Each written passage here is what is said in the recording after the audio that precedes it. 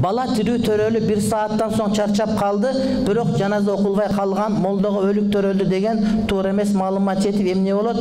Жаш нарестеге жаназа окулбасы чоң рахмат. Жаназа окулбай калса бул өлүккө зыяны тийбейт, тирүүгө зыяны тиет да. Жаназа окулбай көмүлүп калса өлүккө зыяны тийбейт, тирүүгө зыяны тиет. Эмнеге окубай койдуңар деп биздин милдетибиз.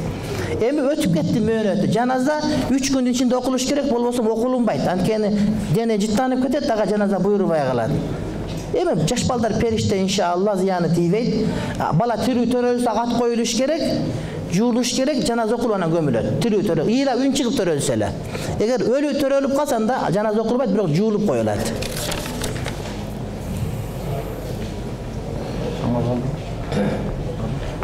Сизден сурай турган нерсе китептерге байланыштуу тагыраак атап кетсеңиз, кимдин которгон Куран китебин бизге сунуштайсыз? Кыргызча тафсир. Муфтийники бар, бирок толук эмес аныкы. Андан сырткары негизи бардык китептерде кемчилик сөзсүз түрдө бар. Муфтийникинде деле, башканыкында деле, бирок жакшыраак, кененирээк жазылган Азирети Муфтийники жакшы. Анан неме Сайыт Бакас Доолов дегендер которгон, бир жамаат которгон китеп бар.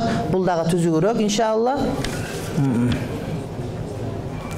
Каза намаз жөнүндө китеп дейт. Каза намаз жөнүндө китеп.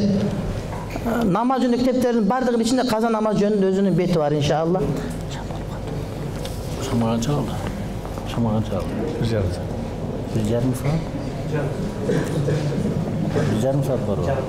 Yarım saat. Bir yarım. Bayağı bir saat oldu. Kaç yıl?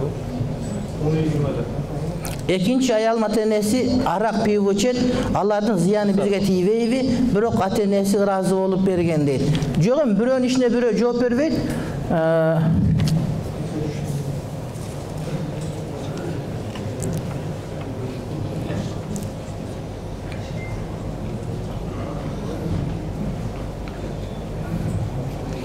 Kүйөөм экөөбүз урушуп кетип, ачуусу менен талак деп айтып алган. Кайра ошол күнү эле Бишкектеги бүт мечиттерге барды, ачуу менен айтып алдым, өкүнүп жатам деп. Анан бир молдого барып, аялым менен никебизди жаңыртып алалы дедик эле деп атын өзгөртүп нике окуттук. Ал кезде боюмда бар болчу, азыр дагы урушуп жашабай жүрөбүз. Балам 1 жарымга чыгып калды. Ошондо бул кандай болуп калат? Ажырашканбызбы дейт. Негизи талак маселеси боюнча ал күйөө менен аял чогуу келгенде гана Москва Римде маселе такайтылынат.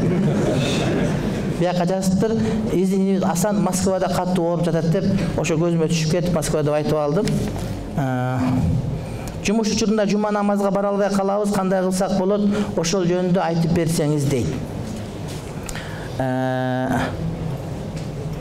Жума окулган мечит канча километр?